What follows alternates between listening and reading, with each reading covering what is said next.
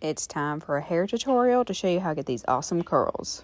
Make sure your hair is brushed through and then you're going to section it off like this. You want to use a heat protectant, and this one from Living Proof is my favorite. Once sectioned, you're going to begin curling your hair.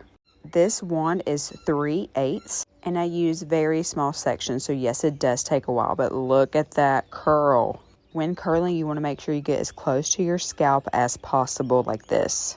Also, if your hair starts in the back, you want to make sure that you use the wand to the back of your head and just keep going.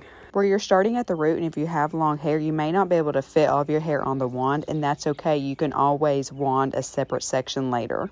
Do not touch the curls till you're done, and then you're going to take your fingers and start breaking up the curls like this.